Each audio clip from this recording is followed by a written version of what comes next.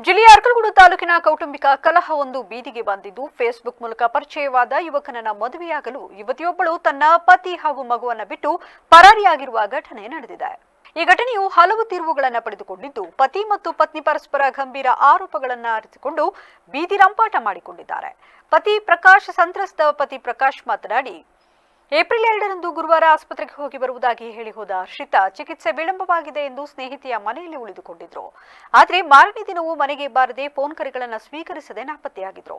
ನಂತರ ಆಸ್ಪತ್ರೆ ಬಳಿ ಹುಡುಕಾಡಿದರೂ ಪತ್ನಿ ಸಿಕ್ಕಿರಲಿಲ್ಲ. ಪೊಲೀಸರಿಗೆ ದೂರು ನೀಡಲು ಮುಂದಾದಾಗ ತಾನು ಬೆಂಗಳೂರಿನಲ್ಲಿ ಇರುವುದಾಗಿ ಹರ್ಷಿತಾ ನಂಬಿಸಿದ್ರು. ಆದರೆ ಮೊಬೈಲ್ ಲೊಕೇಶನ್ ಟ್ರ್ಯಾಕ್ ಮಾಡಿದಾಗ ಆಕೆ ಹಾಸನದಲ್ಲೇ ಇರುವುದು ಪತ್ತೆಯಾಗಿತ್ತು. ಆಗ ಪೊಲೀಸ್ ಠಾಣೆಗೆ ದೂರು ನೀಡಲು ಹೋಗುವಾಗ ನನಗೆ ಡಿವೋರ್ಸ್ ಬೇಕು, ಡಿವೋರ್ಸ್ ಕೊಡು, ಪೊಲೀಸ್ ಸ್ಟೇಷನ್ ಬಳಿ ಬಾ ಎಂದಿದ್ಲು. ಅವಳು 4 ಜನ ಲಾಯರ್ ಜೊತೆ ಬಂದಿದ್ದಳು. ನಂತರ ಸಾಂತ್ವನ ಕೇಂದ್ರಕ್ಕೆ ಕಳುಹಿಸಿ ಸಾಂತ್ವನ ಹೇಳಿ ಮನೆಗೆ ಕಳುಹಿಸಿದ್ರು. ಈಗ ಪುನಃ ಓಡಿ ಹೋಗಿದ್ದಾಳೆ. ಇವಳು ಫೇಸ್ಬುಕ್ನಂತಹ ಸಾಮಾಜಿಕ ಮಾಧ್ಯಮಗಳನ್ನು ಬಳಸಿಕೊಂಡು ಮೋಸ ಮಾಡಿದ್ದಾಳೆ. ಇವಳಿಗೆ ಶಿಕ್ಷೆಯಾಗಬೇಕು. ಇದು ಸಮಾಜಕ್ಕೆ ಒಂದು ಪಾಠವಾಗಬೇಕು. ಜೊತೆಗೆ ಮುಂದಿನ ದಿನಗಳಲ್ಲಿ ನನ್ನ ಪ್ರಾಣಕ್ಕೇನಾದರೂ ತೊಂದರೆಯಾದರೆ ಅದಕ್ಕೆ ಹರ್ಷಿತಾ ಮತ್ತು ಸಚಿನ್ ಶೆಟ್ಟಿ ಕುಟುಂಬವೇ ನೇರ ಹೊಣೆ ಎಂದು ಪ್ರಕಾಶ್ ಎಚ್ಚರಿಕೆ ನೀಡಿದ್ದಾರೆ. ಇನ್ನೂ ಇದಾಗಿಲ್ಲ ಅಂತ ಎಲ್ಲ ಹೇಳ್ತಾಳೆ. ಅವಳು ಯಾರೋ ಇನ್ನೊಬ್ಳು ಇದ್ದಾಳೆ ಫ್ರೆಂಡ್, ಅಂದರೆ ಅವಳು ನಮ್ಮ ಗೊತ್ತಿರೋರಿಗೆ ಅವ್ರ ಹೆಸರು ಉಪಯೋಗಿಸ್ತಾರೆ ಹೊರತು ಲೇಡಿ ಅವ್ರ ಹೆಸರು, ಇವರು ಬೇರೆ ಹುಡುಗಿ ಮಾತಾಡೋದು. ಆಯಿತು, ಹಿಂಗೆ ಎಲ್ಲ ಇದು ಮಾಡಿದ್ರು. ಇದ್ರ ಹಾಸ್ಪಿಟ್ಲಿಗೆಲ್ಲ ಹೋಗಿ ಬರ್ತಾಳೆ. ಆಮೇಲೆ ಲೇಟ್ ಆಗುತ್ತೆ ಬರೋದು ಅಂತ ಹೇಳ್ತಾಳೆ. ಇನ್ನು 2ನೇ ದಿನಲೂ ಲೇಟ್ ಆಗುತ್ತೆ ಅಂತ ಹೇಳ್ತಾಳೆ. ಆಮೇಲೆ ಕಡೂರು ದೇವಸ್ಥಾನಕ್ಕೆ ಹೋಗಿ ಬರ್ತೀವಿ.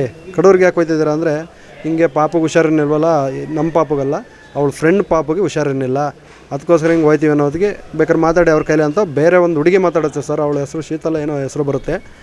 ಆ ಹುಡುಗಿ ಮಾತಾಡ್ತಾಳೆ. ಆದರೆ ಶೀತಲ್ ಅಂತ ಗೊತ್ತಿಲ್ಲ, ಮನುಜ ಅಂತ ಹೆಸರು ಹೇಳ್ಕೊಂಡು ಮಾತಾಡ್ತಾರೆ. ಮನುಜ ಅಂದರೆ ನನಗೆ ಗೊತ್ತಿರೋಳು ಅಂದರೆ ಇವಳು ಫ್ರೆಂಡೇ, ಇವಳು ಜೊತೆ ಓದಿರೋಳೆಯ. ಹಂಗಾಗಿ ಅವಳ ಹೆಸರು ಹೇಳಿಕೆ ಉಪಯೋಗಿಸ್ಕೊಂಡು ಇವಳು ಆ ಥರ ಹೇಳ್ತಾಳೆ ಸರ್.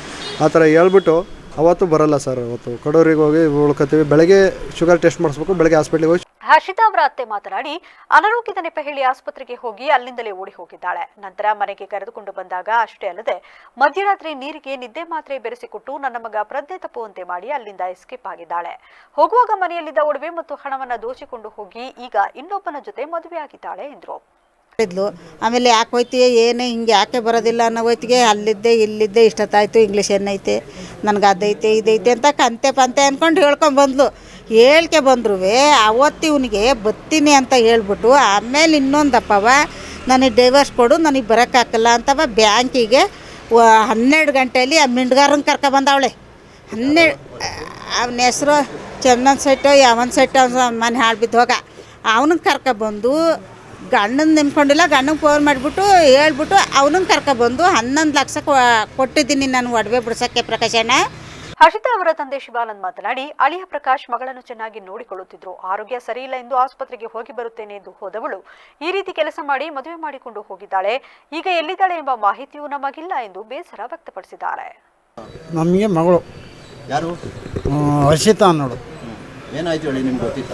ನಮಗೆ ಏನು ಮಾಹಿತಿ ಏನು ಗೊತ್ತಿಲ್ಲ. ಹಳಮೈನು ಚೆನ್ನಾಗಿ ನೋಡ್ಕೊಳ್ತಿದ್ದ. ಆದ್ದರಿಂದ ನಾವು ಅವನು ಆಸ್ಪತ್ರೆಗೆ, ಜನಪ್ರಿಯ ಆಸ್ಪತ್ರೆಗೆ ಬಂದದ್ಲು ಅವಳು. ಅಲ್ಲ, ಇದಕ್ಕೆ ಜನಪ್ರಿಯ ಆಸ್ಪತ್ರೆಗೆ ಬಂದದ್ಲು. ಹುಷಾರಿಲ್ಲ ಅಂತ ನಾವು ಬಂದು ನೋಡ್ಕೋಕೆ ಬಂದೋ.